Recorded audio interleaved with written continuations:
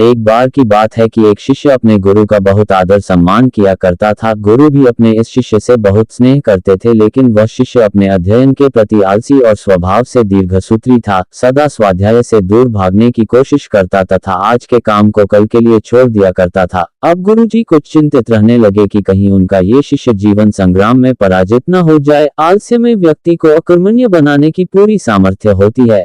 ऐसा व्यक्ति बिना परिश्रम के ही फलोपभोग की कामना करता है। वह शीघ्र निर्णय नहीं ले सकता और यदि ले भी लेता है तो उसे कार्यान्वित नहीं कर पाता। यहाँ तक कि अपने पर्यावरण के प्रति भी सजग नहीं रहता है और न भाग्य द्वारा प्रदत्त सुअवसरों का लाभ उठाने की कला में ही प्रवीण हो पाता है।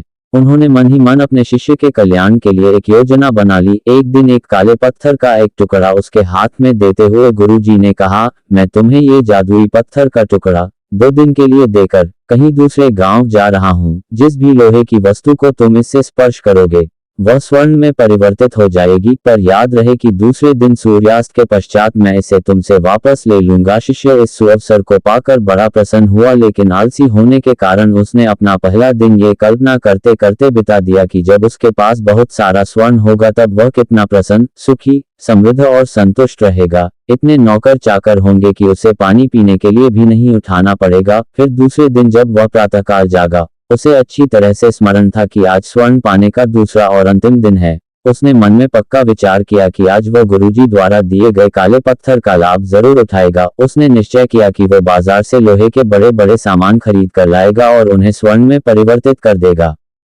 दिन बीतता गया, पर वह इसी सोच में बैठा रहा कि अभी तो बहुत समय है, कभी भी बाजार जाकर सामान लेता आएगा।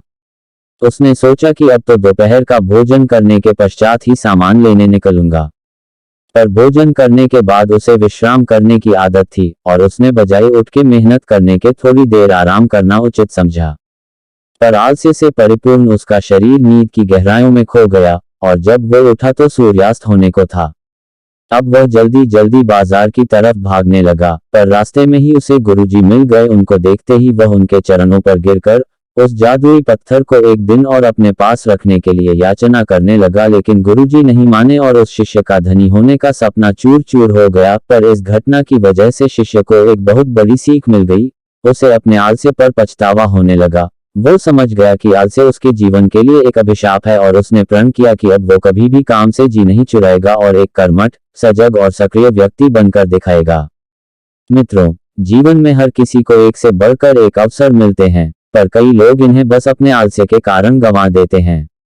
इसलिए मैं यही कहना चाहती हूँ कि यदि आप सफल, सुखी, भाग्यशाली, धनी अथवा महान बनना चाहते हैं तो आलस्य और दीर्घसूत्रता को त्याग कर अपने अंदर विवेक, कष्टसाध्य श्रम और सतत जागरूकता जैसे गुणों को विकसित कीजिए। और जब कभी आपके मन में किसी आवश्यक काम को टालने का विचार आए तो स्वयं से एक प्रश्न कीजिए कि आज ही क्यों ना इस काम को कर लेता हूं, कल तो बहुत दूर है। दोस्तों, इस कहानी से आपको कुछ सीख मिला हो तो लाइक कर दीजिएगा और चैनल पर नए हो तो चैनल को सब्सक्राइब कर लेना।